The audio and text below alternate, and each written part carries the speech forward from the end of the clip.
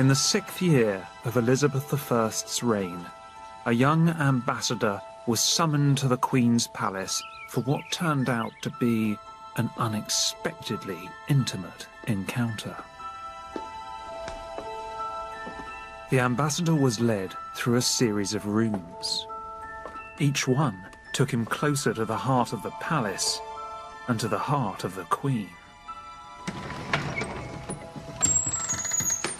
First, he was led through the public rooms where the general court gathered. Then he passed through into the presence chamber, which was for select courtiers only. And then the Queen herself emerged and led our man astonishingly into her bedchamber. Once inside, they talked of politics for a while, and then she led him over to a little cabinet and opened it. Inside the cabinet were some mysterious objects enclosed in paper. Elizabeth picked out one of these objects. She carefully unwrapped it, and then she revealed to the ambassador one of her most treasured possessions, a tiny, exquisite painting.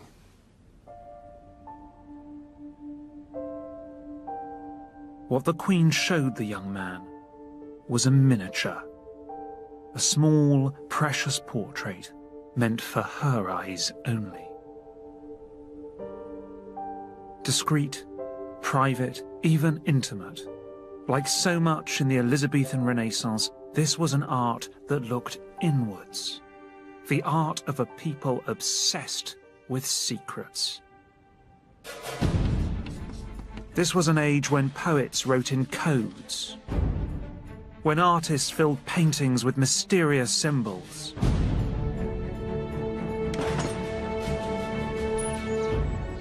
And even buildings spoke in riddles. In this series, I argue that Britain had a Renaissance as exciting as anything in Europe.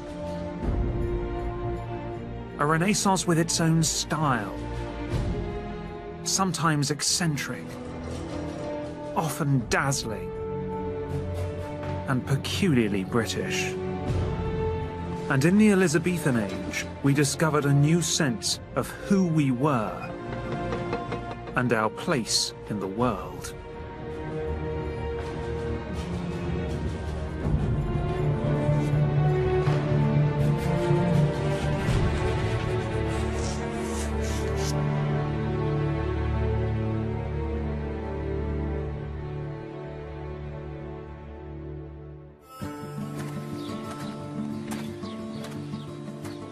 The year 1564, the year the ambassador called on the Queen, was a special year in the history of the Renaissance. It was the year that Michelangelo, the last great figure of the Florentine Renaissance, died. And it was also the year that William Shakespeare, the greatest figure of the British Renaissance, was born. Now, it was a coincidence, of course, but it was a revealing coincidence. And for me, it symbolises a baton being passed, the moment when the British finally acquired the confidence to take the Renaissance their own way. In 1564, the country was at a crossroads. Isolated in Catholic Europe, Protestant England cut its ties with the continent and turned in on itself. And it was not long before a distinctive native art form emerged. In that year, a dashing young man was working as an apprentice in London. His name was Nicholas Hilliard. He would become the first great British painter, although he didn't start out as one. Nicholas Hilliard was from a family of goldsmiths.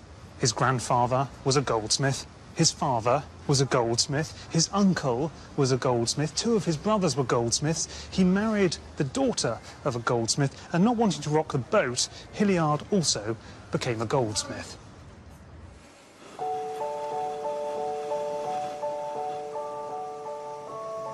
Hilliard was apprenticed to the Queen's personal jeweller, and when he began to paint miniatures, he brought the painstaking precision of the goldsmith to his work. He set up a small studio in the city, and before long, the capital's guildsmen, lawyers, and aristocrats were clamouring to have him paint their portraits. For Hilliard's intricate work was head and shoulders above the competition, and unlike anything seen on the continent. He was very skillful, very talented. He was the first portrait miniaturist to really create jewels on the painted surface. No miniaturist has done that before him. So, Alan, do you want to show us what you've got in your box? Okay. Alan Derbyshire at London's Victoria and Albert Museum knows Hilliard's techniques like the back of his own hand. So this is a portrait miniature by Nicholas Hilliard. She's smiling at us.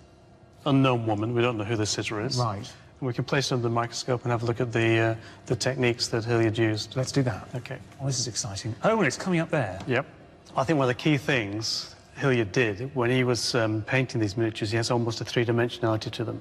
Right. You can imagine the 16th century when someone picked up a miniature, they would have held it in the hand and turned it with candlelight or the light coming from a window or something, and they get a real sense of the structure and the texture of the miniature. Yes.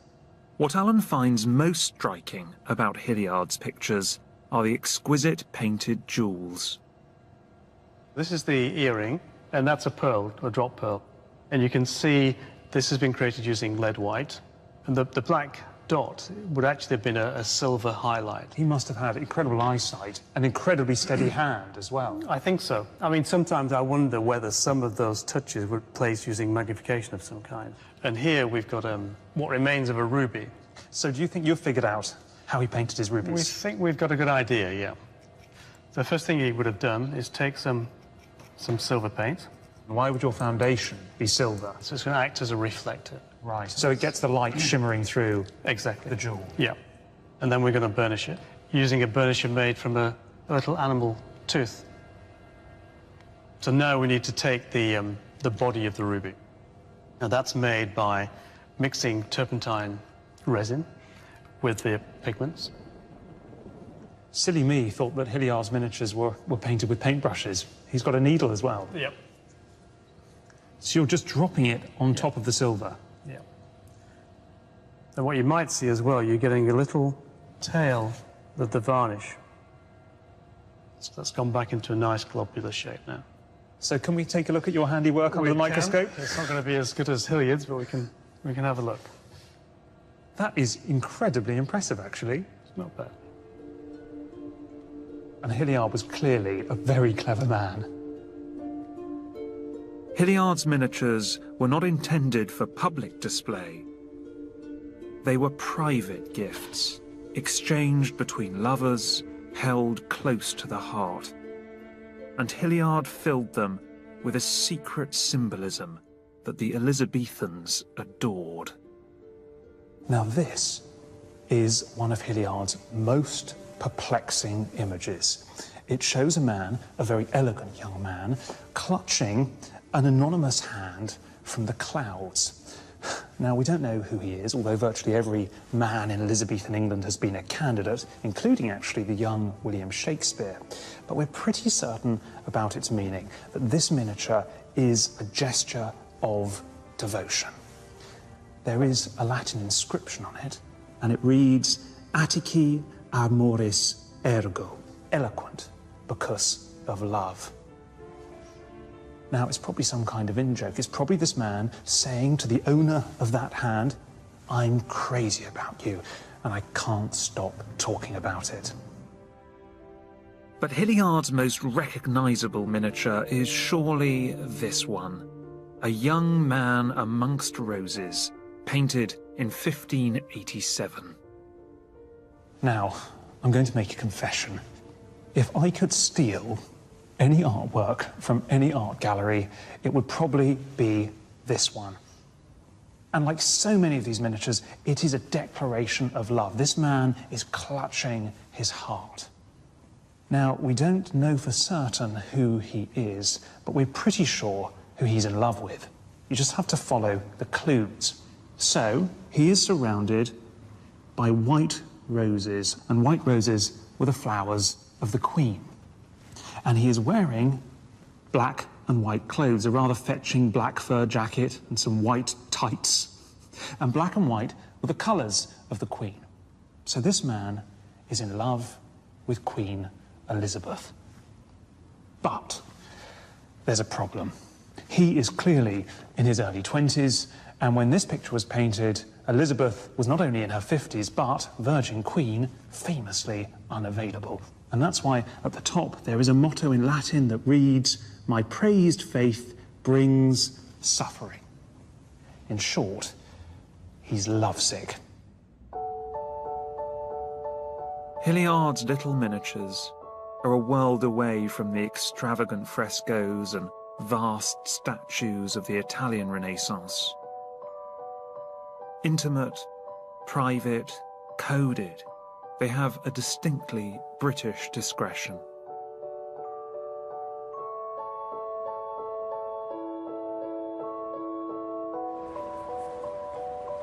But not everyone wanted to be discreet.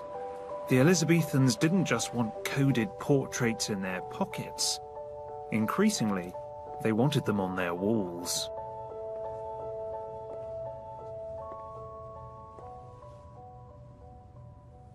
Elizabethan portraits have always had a bad press. Again and again, they've been compared to work by the great Italian masters, and again, they've been found wanting.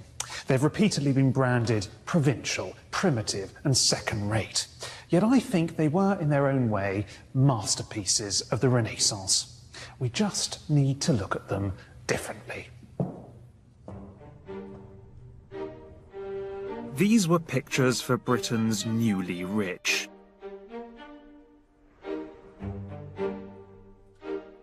And neither artists nor subjects cared if they looked lifelike. Take the Cholmondeley sisters. They look like they've just been assembled from a flat pack. But for the artist, it was pattern, not personality, that counted. The Elizabethans also crammed their portraits with Latin inscriptions and arcane symbols. The results were often very odd. This picture celebrates the marriage of two devout Christians, complete with special guest.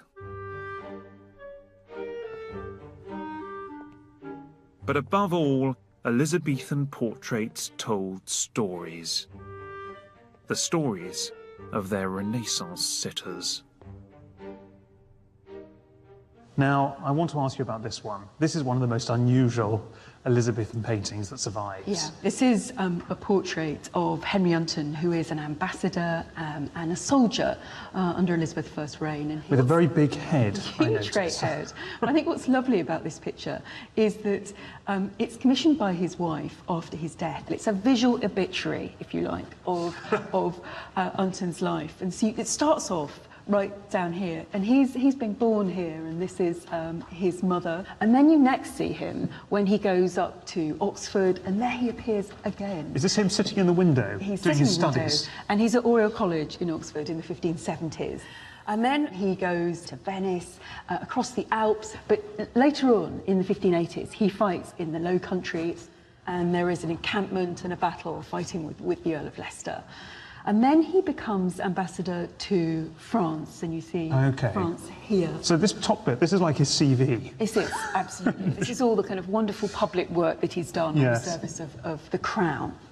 And what you see in this little room here is this tragic scene of Unton's death, and he is in his deathbed, and this is the hearse and the horses, which are draped in black, as you can see here. And then it's coming into the house, and then you have the funeral procession along here and All these to the remarkably church. haunting figures in black. This isn't just a painted portrait, it's a painted biography, isn't it? Exactly. And that's why when people criticise Elizabethan portraits and they say, well, they're not creating great likenesses, this is a different kind of likeness, Yeah. but it's an extraordinary likeness because we've got this whole life Yeah. told in the space of just one panel. And it's absolutely charming. When would you get this much detail, visual detail about someone's life? You often hear through letters and things what people did.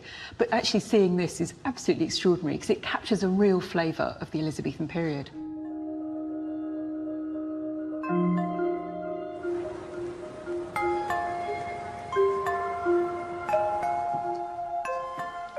But for me, the most intriguing of all Elizabethan portraits is virtually unknown. For years, this beguiling Renaissance image has been locked away in the stores of the Northampton Art Gallery.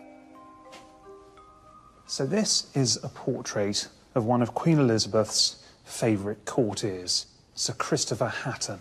But it's very much more than a portrait, because Hatton, with his marvellous moustache, of which I'm very jealous, is surrounded by a complex array of figures, inscriptions and emblems. So up here on the right, that is a coat of arms. And it has, if you look closely, the Golden Hind. That's where Francis Drake got the name for his famous ship. And down here, we have an artist painting a painting of Hatton. So there's a kind of picture within a picture here. So at first sight, this painting seems to be a kind of great big British Renaissance status symbol. But it's more than that, because this painting isn't just a portrait of Hatton's present, it's also a portrait of his future. Surrounding Hatton are personifications of the 7 planets, and outside them, the 12 signs of the zodiac. So this is essentially Hatton's horoscope. And his destiny is very promising indeed, because underneath here, an inscription, the speech bubble, if you like, reads, "Destined for eternity." But don't be fooled by the optimism, because this great confident image of a Renaissance man is completely overturned when you look at the other side.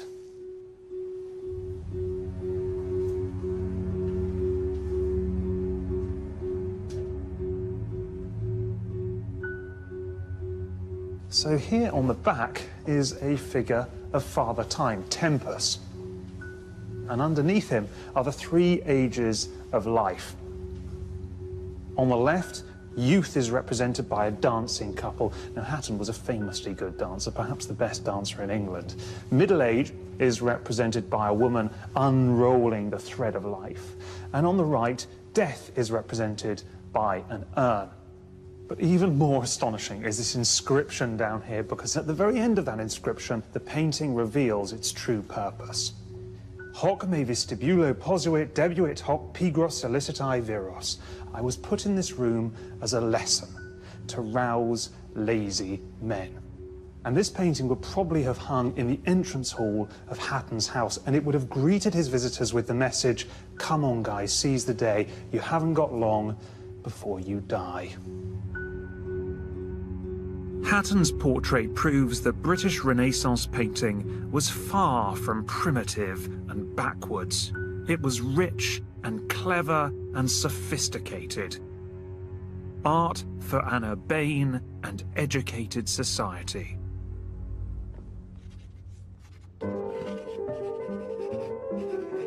But the Elizabethans loved complexity in all art forms. They were obsessed with double meanings, treble meanings, and they revelled in riddles, puzzles, and wordplay. Cleverness permeated absolutely everything they did. So this is a poem by the celebrated Elizabethan writer Sir John Davies, and it essentially describes the British Renaissance itself as a golden age that is healing all the world's problems. So who is responsible for this golden age? Who is responsible for this Renaissance? Well, there is a code in this poem that provides us with the answer. All you have to do is look at the first letters of every single sentence, and they spell Elisabetha Regina, Queen Elizabeth.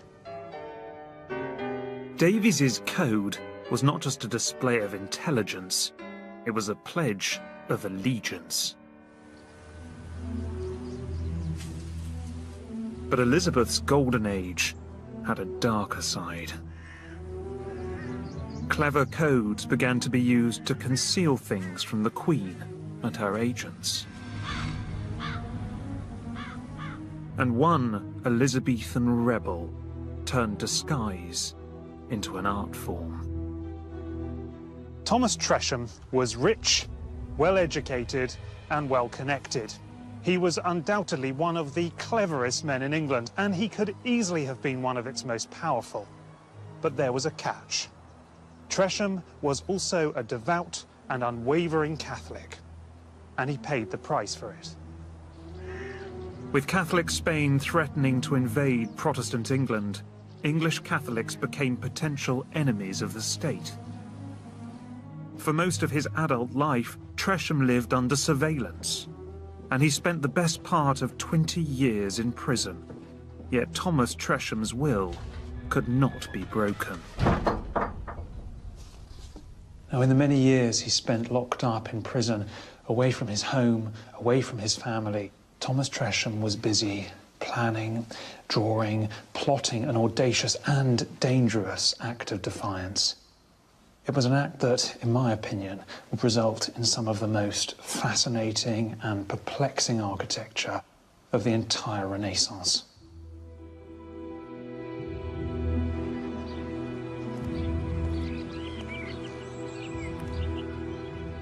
When Tresham returned home from prison in 1593, he started to build this lodge for his rabbit warrener in a secret corner of his estate in Northamptonshire. But it wasn't really a lodge for his rabbit warrener. It was a stunningly elaborate architectural code that spelled out his Catholic defiance. Now, there's one instantly recognizable thing about this building. It's obsessed with the number 3. So it's triangular, so it has 3 sides, and each of these sides, each of these walls, is 33 feet long. There are 3 sets of windows, and each of these windows is constructed out of the 3-sided triangle and the 3-parted trefoil. There are 3 stories, and on top of those stories, there is a roof that's constructed of 3 gables, each of which has 3 sides. And in case all of that escaped you, here above the door is the Latin phrase, Tres Testimonium Dant, and that means the number 3 bears witness. Now, why this obsession with the number 3? Well, it could be just a play on words. Tresham's nickname was Tres, but I think it's more than that, because 3 is also the number of the Holy Trinity. God himself was threefold: Father, Son, and Holy Ghost. But this wasn't just a Christian Trinity, it was a Catholic Trinity. Throughout the building are coded references to Catholic beliefs and rituals. The letters beneath the angels are a secret code for Catholic prayers. And the chimney is filled with symbols of the forbidden Catholic Mass.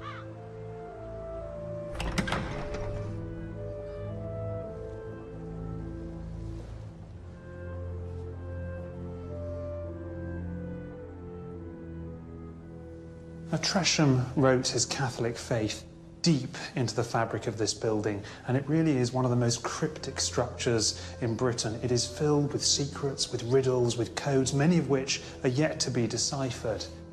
But for Tresham, this was only the beginning.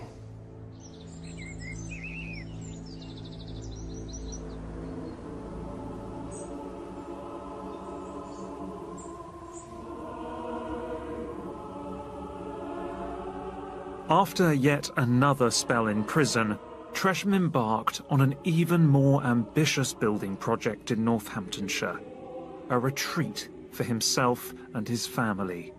It may well be my favourite building in the country. It is called Lyveden Newbield. Now, in many ways, the most remarkable thing about this building is that Tresham never finished it. In September 1605, construction work here ceased. and it never started again. So what we're actually looking at is essentially a building site, a Renaissance masterpiece that's been held in a kind of suspended animation for more than 400 years.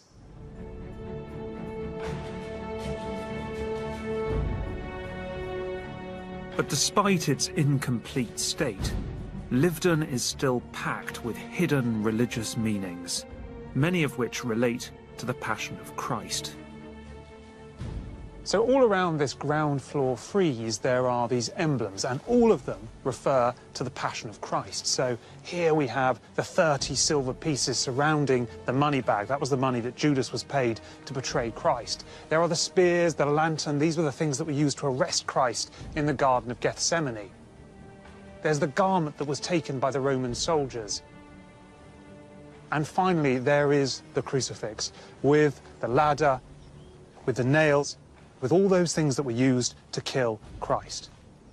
So we have the whole story of the Passion told around the perimeter of this building.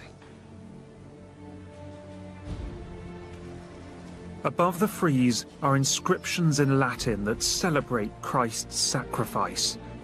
But this is only to scratch the surface. As with the triangular lodge before it, the meaning of this building is embedded within its structure. Now, this building is made up of 5 equal squares, and that was for a reason. 5 was the number of wounds that Christ suffered. 2 in the hands, 2 in the feet, 1 in the abdomen. But Thomas Tresham took it further. Take a look at this bay window. There are 5 sides of this bay window, and each of these sides is 5 feet long. 5 times 5 is 25, and 25th was Christ's birthday.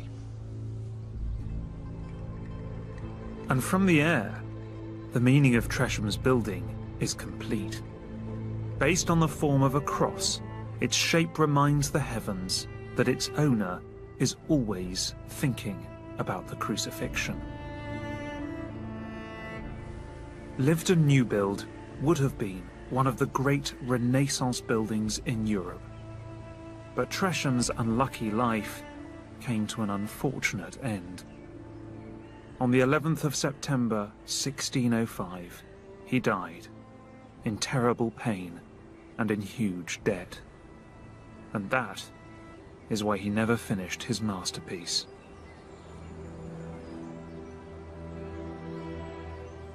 Thomas Tresham had a miserable life, but for me, he embodies everything that's wonderful about the British Renaissance.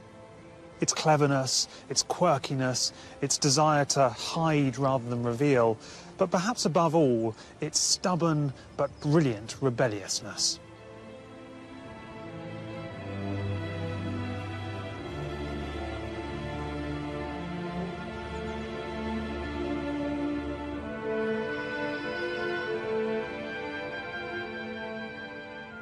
Tresham was one of the most ingenious men in Britain, but he was not the most ingenious.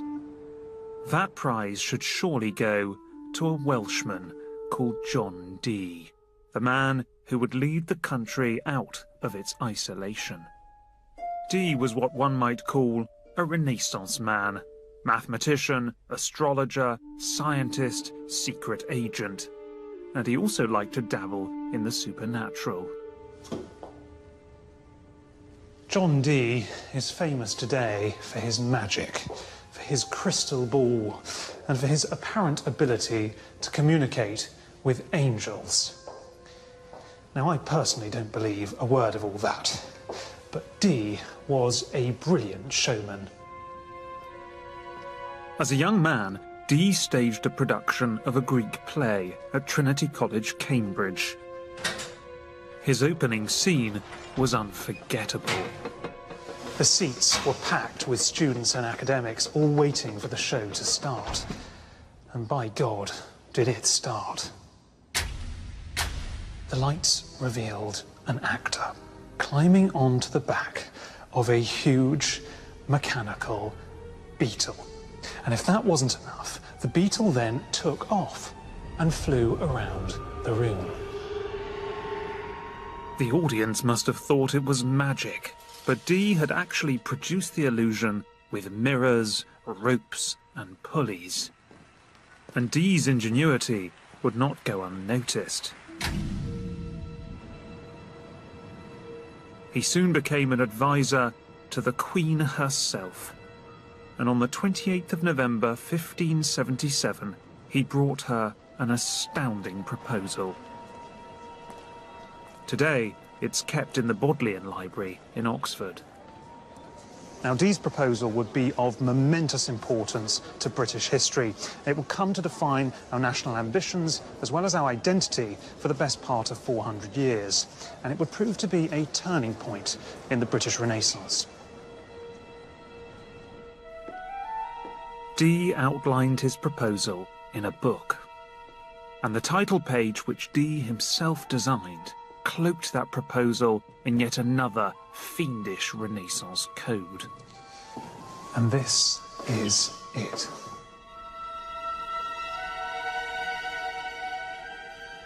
And of course, it's deliberately confusing, probably because Dee didn't want the Queen's enemies to decipher its contents. So there is a phrase that translates as, "More is concealed than revealed," and that may well be a defining characteristic of the British Renaissance. So, what does it show? Well, here is Queen Elizabeth with her courtiers, and above her is the moon with a slightly funny face, 10 stars, the sun, and to the right, this thing called the Hebrew Tetragrammaton, which was the sacred four-letter word of God. And you can see here that it is filling her sails with wind.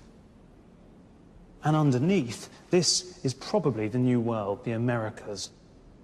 There is a woman here on her knees with an inscription in Greek that says, "Send forth an expedition." And above her is this semi-naked woman, a figure of opportunity, beckoning Elizabeth on. And there are all these other symbols that hundreds of years later we still haven't yet deciphered, like this piece of wheat that's upside down and this skull that's half out of the image. So what is John Dee saying? Well, I think he's telling Elizabeth to build a navy, to send that navy around the world, to challenge the French and the Spanish, to lay claim to the New World, to bring Protestantism to the uncivilized, to form colonies. John Dee is telling her to create a British Empire.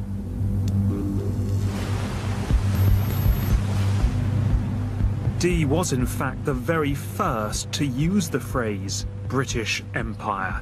His idea would be a turning point in British history and a turning point in the British Renaissance. Dee's proposal unleashed a wave of exploration. This was the moment when Britain took the lead in the discovery of new worlds. The moment we stopped looking inwards and started looking out. In 1580, Francis Drake became the first Englishman to sail around the world. Other explorers voyaged to Africa, the Arctic, and the Americas. And their travels inspired a new generation of artists, scientists, and craftsmen.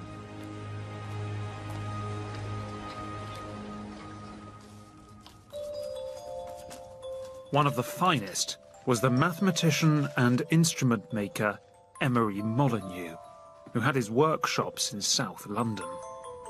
Emery Molyneux had accompanied Francis Drake on some of his voyages around the world, so he really knew his stuff. And after his return, he secured funding to embark on a remarkable project. He did years of research. He met with navigators and explorers. He collaborated with mathematicians, cartographers, artists. And eventually, Emery Molyneux produced something no Englishman had ever produced before. A globe. James Bissell Thomas is a globe maker who still uses the techniques that Molyneux pioneered. We know he used papier-mâché. Flour makes a very good glue. So it's something that the Tudors would have had. And I know that Molyneux, on his smaller globes, which were used on ships, in order to avoid dampness of the humidity of the areas where they were, these flour globes he was making actually withstood that. We've got one here which is actually dry. It's looking really good. I love this Shakespeare on the front. There he is. The next stage is the joining of the globe and applying the plaster. Straight on, down to the Just right. down here? Yeah. OK, let's go. In fact, James, if you can hold that. OK, I'll hold it. And it fits extremely well. Right. Here we So, go. the world is complete. It is. It is like playing God, isn't it? You are the master of the universe at this moment, James. Exactly. Just in the space of a minute, Northern Hemisphere, Southern Hemisphere, united. Indeed. It's castable plaster, so it will dry quickly. It is a very easy way to make a good spherical globe. Now, once this is fully covered, if I can take that down a sec, you will then end up with a beautiful plaster sphere. Then, once it's dried, you then apply the gauze. You stick each one on individually. That's right. And due to the talent of the engraver, they all align beautifully. So with Molyneux's globe, with this engraving, how long would the engraving have taken? I think the engraving would have taken, a good year. And he was doing it with such limited technology at the time, and it is beautiful. The most important thing is that they've stood the test of time. They're still standing today.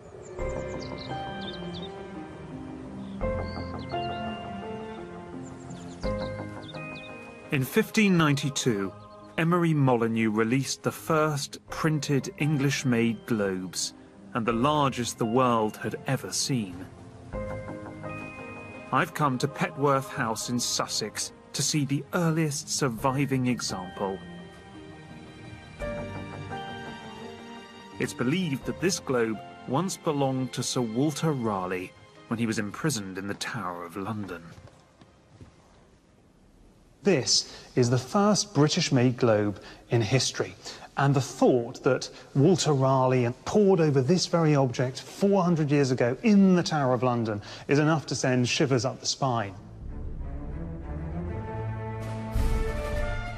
My very favourite thing about this globe is the fact that there's virtually no Britain left on it. And I think the reason for that was that Walter Raleigh's fingers, and many fingers after him, kept pointing at the bloody country saying, "That's Britain, that's where we are." But this isn't really a piece of cartography. What it really is a piece of propaganda. And I'll show you why. Round here, there are two little lines. A little blue line with the initials TC and a little red line with the initials SFD. TC was Thomas Cavendish, SFD, Sir Francis Drake. So these lines actually chart rather painstakingly the route that those two men made as they voyaged around the globe. So this globe is really a perfect opportunity for the British to show off. And right round here, there is a great big British coat of arms planted over North America. So this globe is a symbol of a newly confident nation. But it's more than that, because for me, this globe also reflects an entirely new Renaissance worldview, a new way of seeing the world. No longer a world as a mysterious, boundless place that's so much bigger than us, but a place that is finite, a place that one can own, a place that one can manipulate, and a place that can be traversed with a single finger.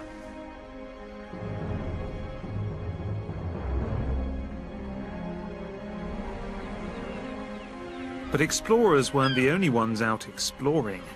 Artists were globe-trotting as well, and one of them was John White.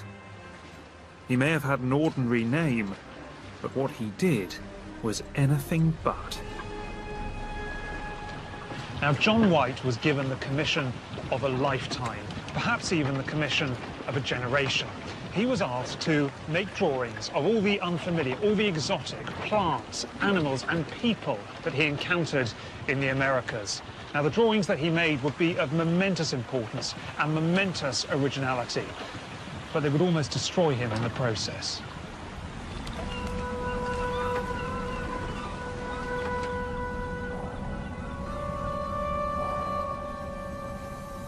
In July 1587, White landed on the east coast of America to found the first British colony in the New World.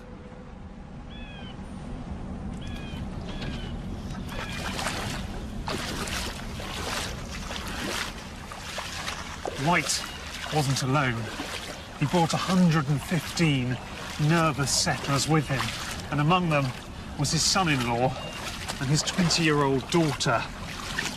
Now, it must have been an exhausting journey for them all, particularly for his daughter, who was heavily pregnant. But White was convinced this would be a fresh start for the family, a place to find wealth, to find comfort, and maybe even to find happiness. A month after their arrival in Indian territory, White's daughter gave birth to a girl. They called her Virginia, the first English child to be born in the Americas.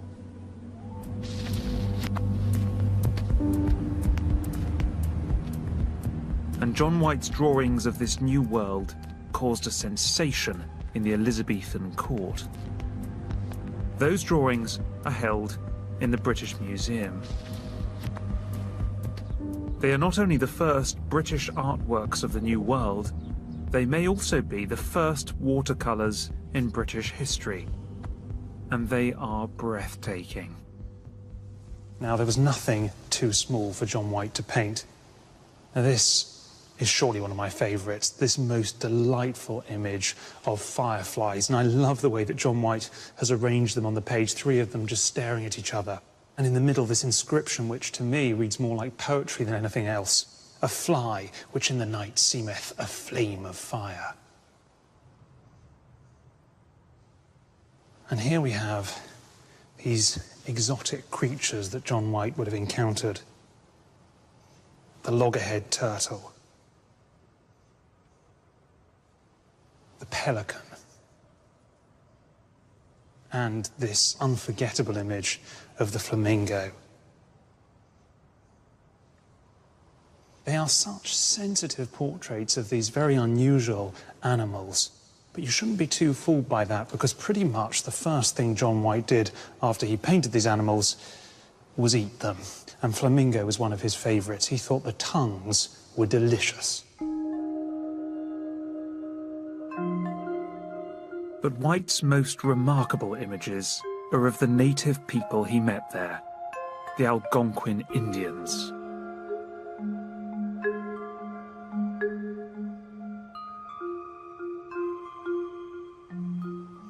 Now, this is probably the most fascinating and certainly the most macabre. It depicts the Algonquin equivalent of a charnel house, and it is filled with all the dead bodies of chiefs. But it isn't quite what it looks, because these bodies have actually had their skin pulled off, the flesh taken out, sun-dried, and then put into these little boxes by their feet. Then the skeletons were covered with leather and the skin pulled back on. And what's remarkable about this is John White glimpsing something that no one from Europe had ever seen before, looking right into the most private, intimate parts of the Algonquin lifestyle. Now, this is a portrait of an Indian chief, and you can tell he's a chief because he is covered in symbols of his status. The body paint, the jewellery, the feathers, and perhaps best of all, the puma tail. And it's got so many lovely details. You can see that the man has shaved one side of his head so it doesn't get caught in his bow. It's an extremely unusual image, of course, but for me, this is a great Renaissance portrait.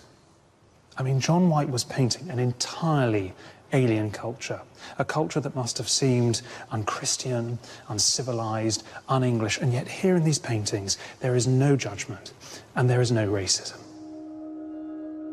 John White's little paintings may not look like Michelangelo's or Leonardo's, but they are just as much a result of the Renaissance. The product of a society looking afresh at the world, with sensitivity and, above all, with curiosity.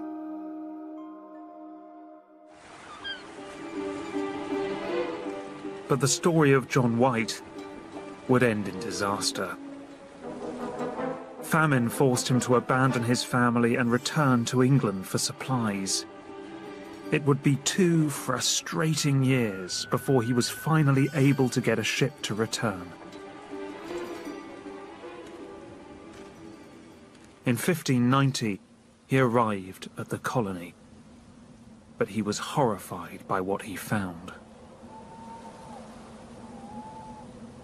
Nothing. That's what he found. The houses were gone.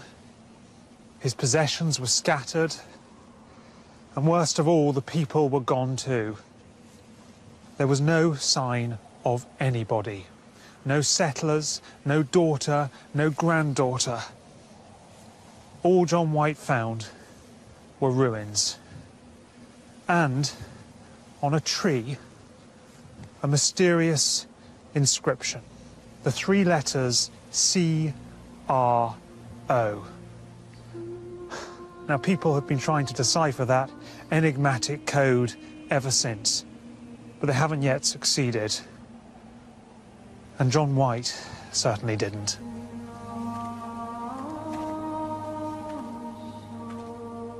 John White never found his family. His colony, the very first in the Americas, had vanished. To this day, we have no idea what happened to it.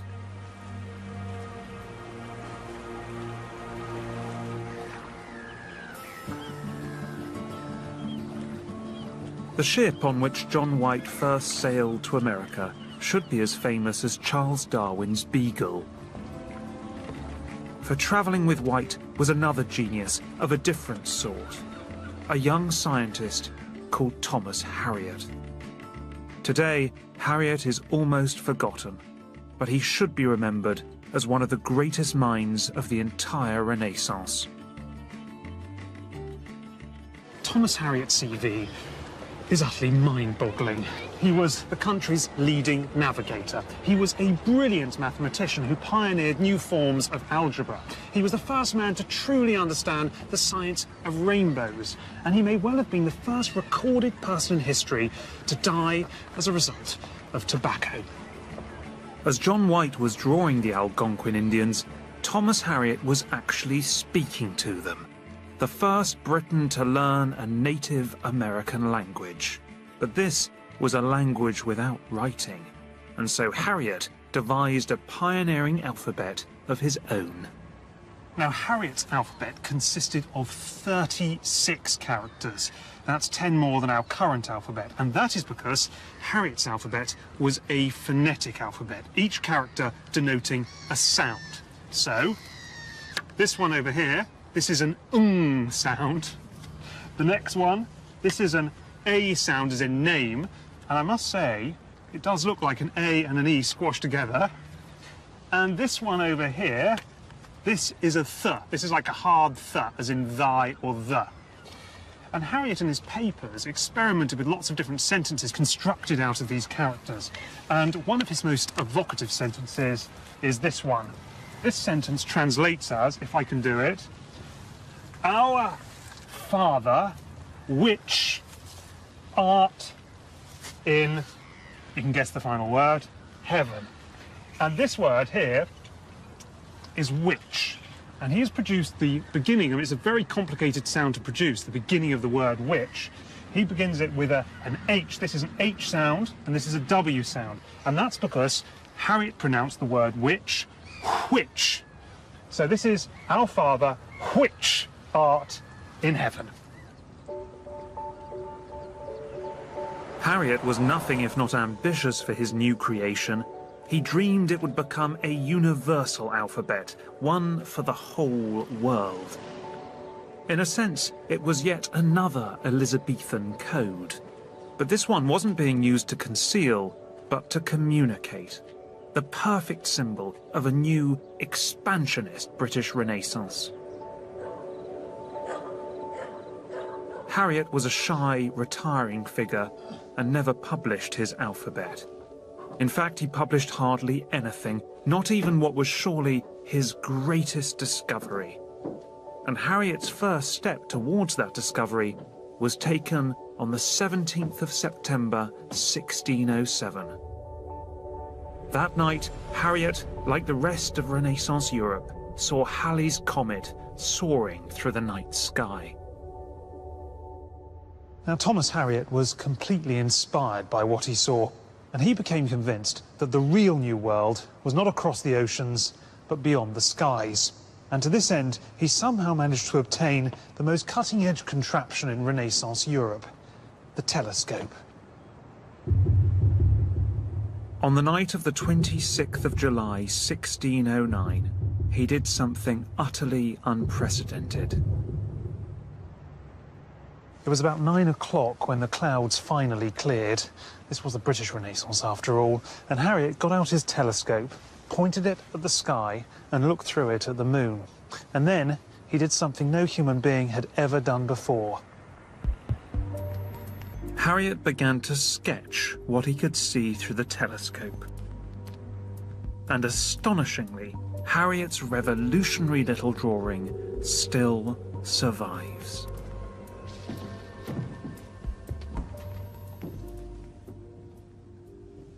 And this is it. Harriot's first drawing, the first time anyone had drawn the moon through a telescope. This is nearly 4 months before Galileo even did it.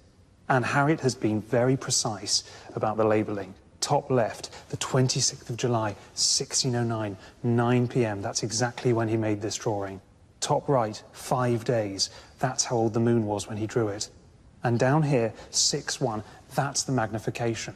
Harriot's telescope was very primitive. He could only make the moon 6 times larger than it actually was. And that probably explains why, quite frankly, it looks a bit more like an overused tennis ball than a celestial body. But my favourite is probably this one over here, because underneath this delicious drawing of the moon is an apology. He writes down here, "I could not get done the figure of all because I was troubled with the rheum." Basically, he had a cold, and no wonder he was up on the roof all night. Harriot, however, tinkered with his telescope, and his moon drawings became better and better and better. This is surely Harriot's masterpiece.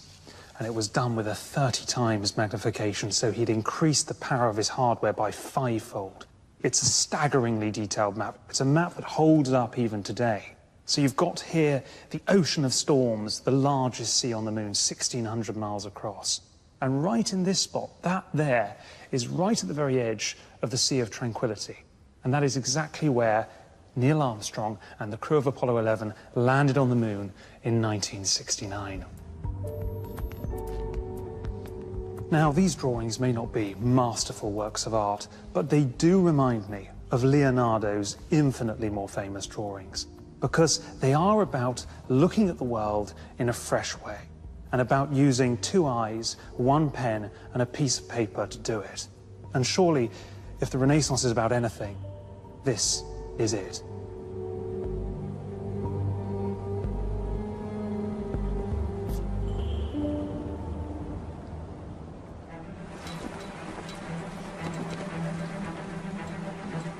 By 1610, the country had undergone a cultural revolution. Only a few generations earlier, it had been isolated and inward-looking. Now, however, its horizons had expanded, beyond its own shores, beyond Europe, even beyond the Earth. It was from that surge of exploration, ingenuity and creativity that a remarkable, well, unique figure emerged. He was surely the greatest figure of the British Renaissance. He was probably the greatest figure of the European Renaissance, and he may well be one of the great figures in the history of Western culture. You know his name. But William Shakespeare was not the isolated genius we often imagine. He was a man alive to the upheavals and discoveries of his time. In 1610, as Thomas Harriot was mapping the moon, William Shakespeare began work on his last great play. It was a tale of magic, wonder, and anxiety, and it perfectly captured the spirit of the age. The Tempest begins like a Hollywood action movie. A ferocious storm engulfs a small ship at sea, and amid the thunder, amid the lightning, amid the wailing wind, a terrified crew does all it can to stay alive. But this is no normal storm. This has been conjured by a magician called Prospero. Now, I'm convinced that Shakespeare's inspiration for Prospero was none other than John Dee. He was, after all, the real magus of Renaissance Britain, the man who could make beetles fly, the man who could commune with angels, and the man who inspired countless ships to sail these seas in search of colonies.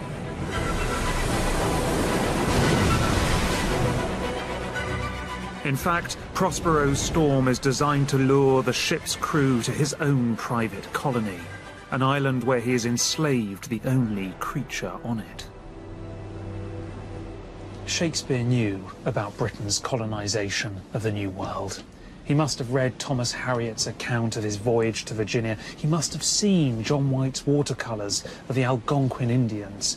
And he must have heard all those rumours about storms and shipwrecks and vanished sailors around the seas. Shakespeare famously pillaged the facts, the fictions, the tall tales, the anecdotes and the gossip of this dramatic era.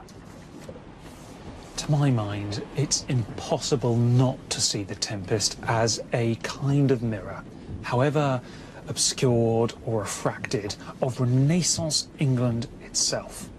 For like his fictional crew, this tiny little island, which had once been so insular, was now hurtling into uncharted territory.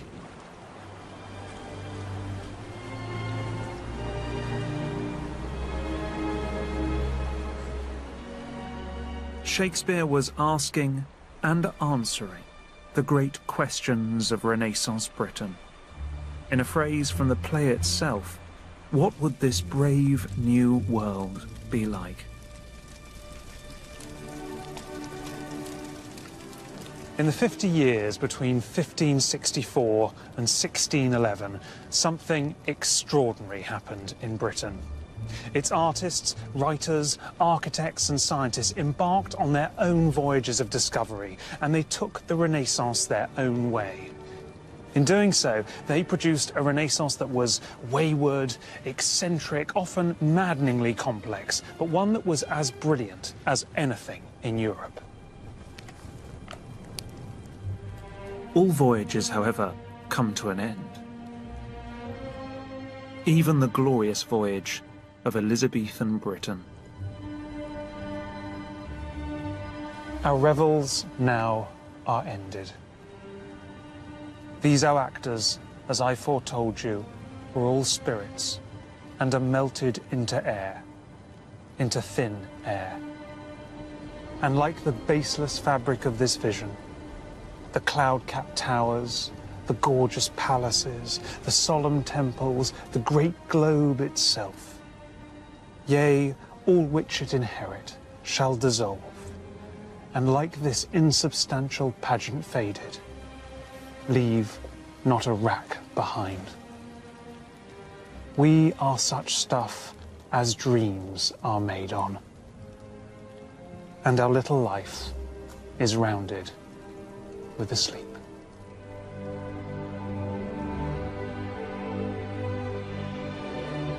Next time, the British Renaissance enters its final phase.